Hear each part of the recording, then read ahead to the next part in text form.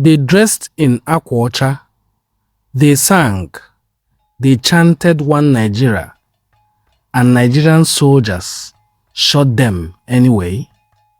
Hundreds of men and boys, unarmed, peaceful, gathered in a public square to prove their loyalty to the Nigerian government, were separated from their wives, their mothers, their daughters, and executed.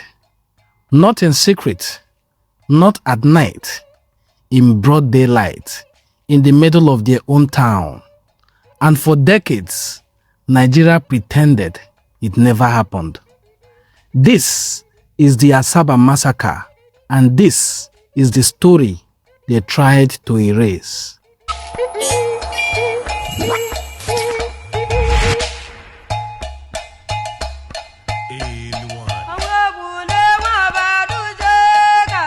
To understand what happened in Asaba on October 7th, 1967, you need to understand the war that created the conditions for it.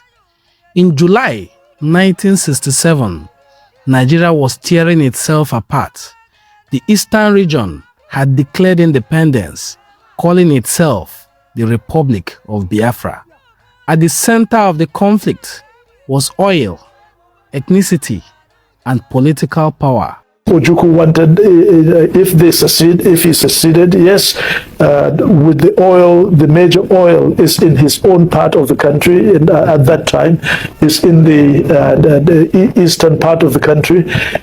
Yes, in fact, he would be independent, he would be financially robust, and then who knows, he might probably go even beyond that to start reconquering the rest of the country so that he can be the president of the country. The federal government of Nigeria was determined, absolutely determined, to crush the secession and keep the country whole. What followed was one of the deadliest conflicts in Africa's history.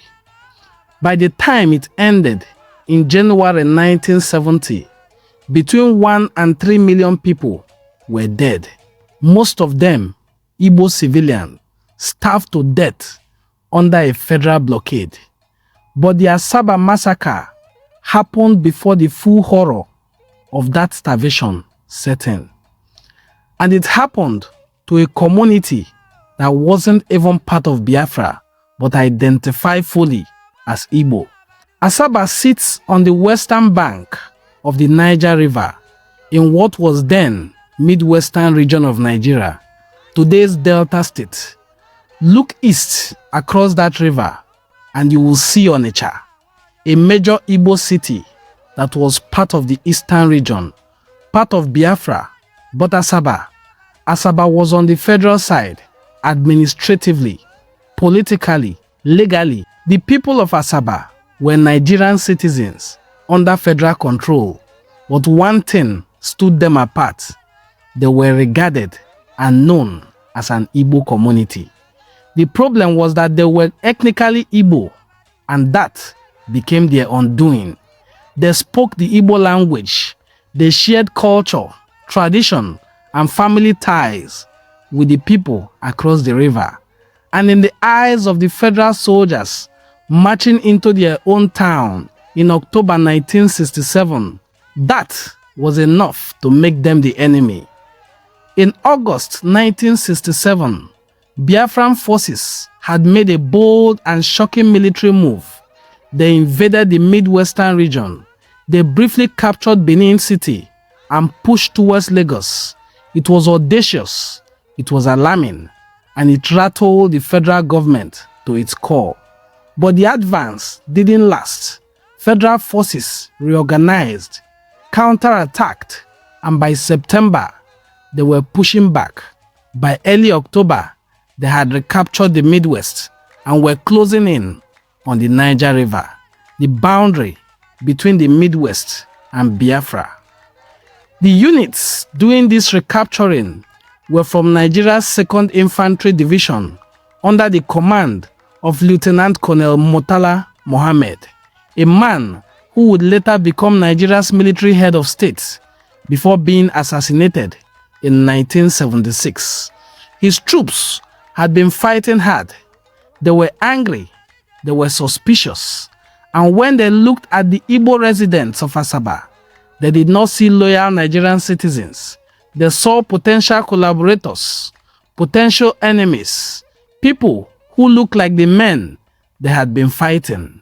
When federal soldiers first entered Asaba in early October 1967, the terror began immediately. House-to-house searches, beatings, disappearances, isolated killings, soldiers looted homes and intimidated residents. The atmosphere in the town shifted from nervous to genuinely terrifying. Asaba's traditional and civic leaders were in an impossible position.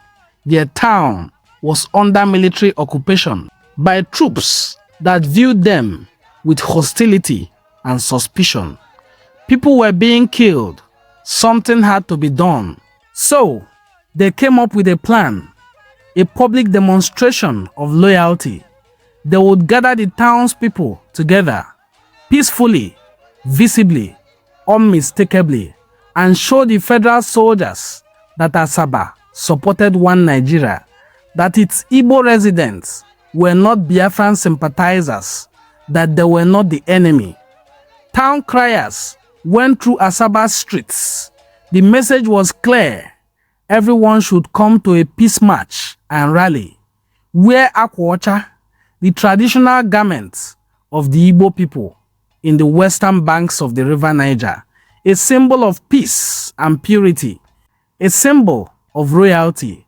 Come together, sing, chant, show your loyalty, and protect your town, they were told. And the people of Asaba listened. On the morning of 7th of October 1967, they came.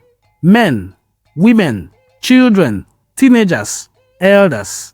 They dressed in akwacha. They assembled at Obosowe Junction, a central point in the town. They sang.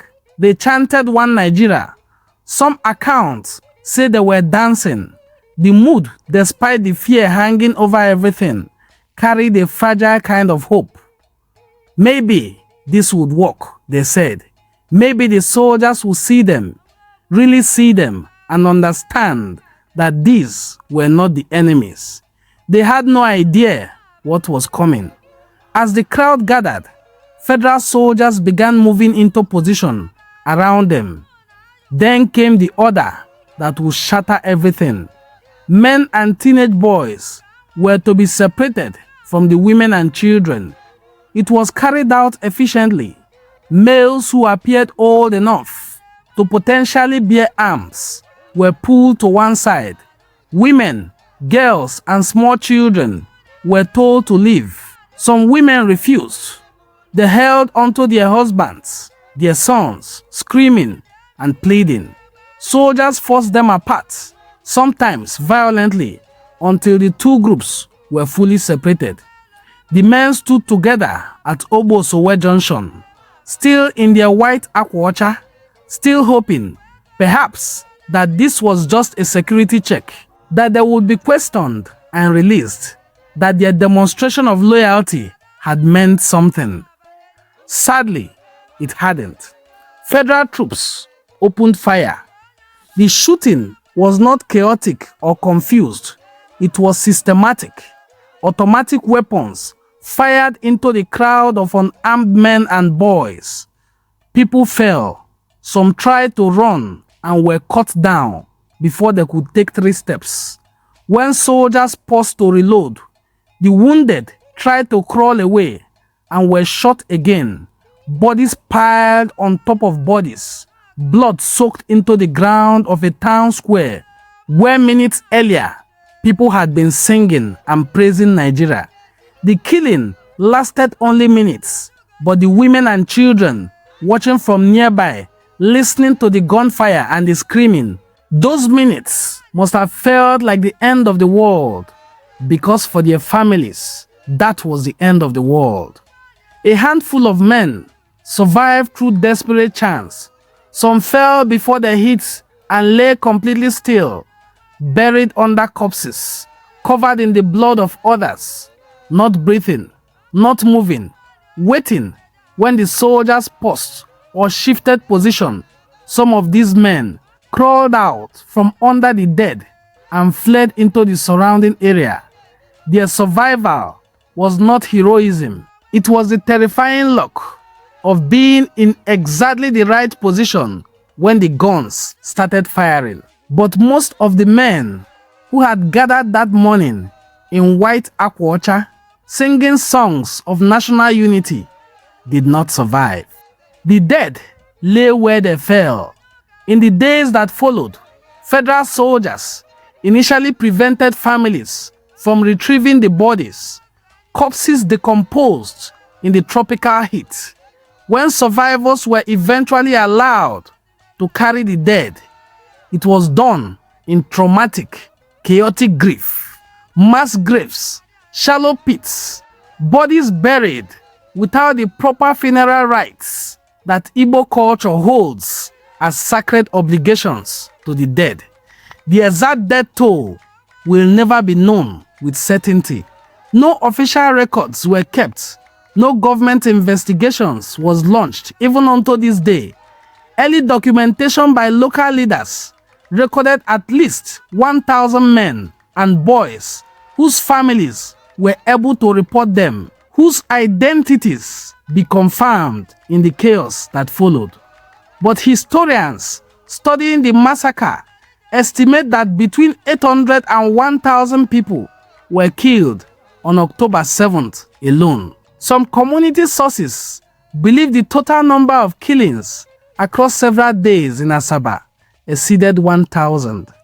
What is not in dispute is this: hundreds of unarmed Igbo men and boys were murdered by Nigerian troops in what is, by any legal or moral standard, a war crime.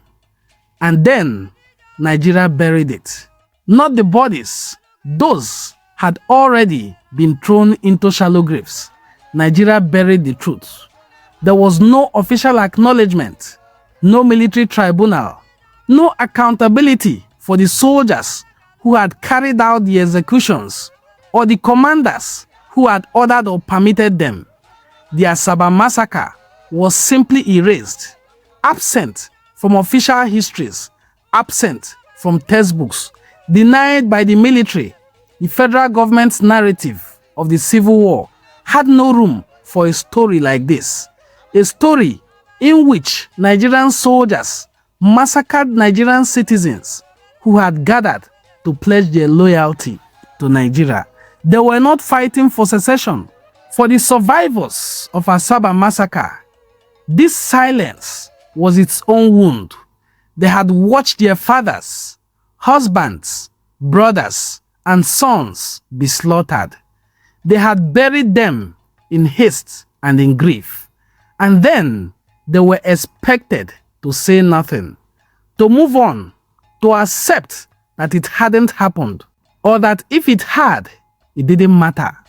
Survivors carried their trauma in silence for decades. The community carried it collectively, a wound that everyone knew about. No one was allowed to speak of it publicly. It was only through the persistence of survivors, their families, and later historians that the truth slowly began to surface. Oral testimonies were collected, names were recorded, scholars began documenting what the government refused to acknowledge even until this day. Diaspora Igbo communities, particularly in the United Kingdom and United States, began raising the massacre's profile internationally. Gradually, the war of official silence developed cracks. In recent years, there have been modest but meaningful steps towards memorialization and historical recognition. Survivors and descendants have pushed for formal acknowledgement from the Nigerian government. Memorial events have been held in Asaba. Academic research has documented the massacre in increasing detail. The story has appeared in books, documentaries, and international journals. But full official accountability, a formal government acknowledgement, an apology, Any form of justice for the victim remains elusive till this day. Even as Gowon released his book, he has also failed to acknowledge that he oversaw the massacre of over 1,000 people in Asaba and a nearby community known as Ishiagu, where even the king was also killed. The bereaved families are still waiting. The community is still waiting. The Igbo nation is still waiting.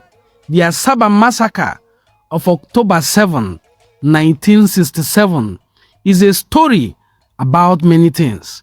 It is a story about the brutal logic of ethnic suspicion in wartime, where shared ancestry becomes a death sentence regardless of the political loyalty.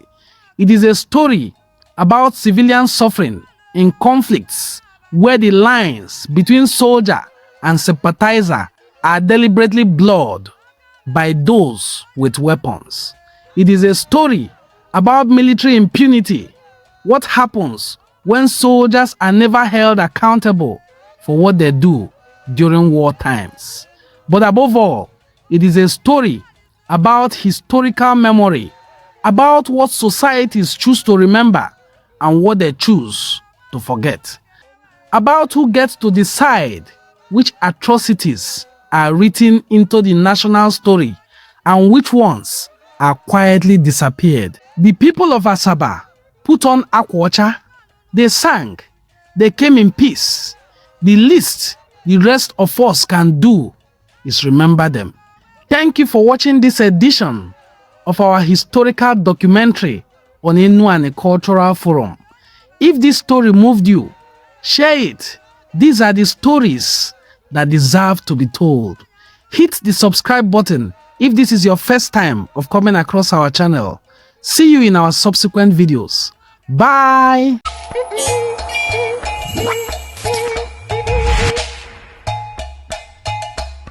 Anyone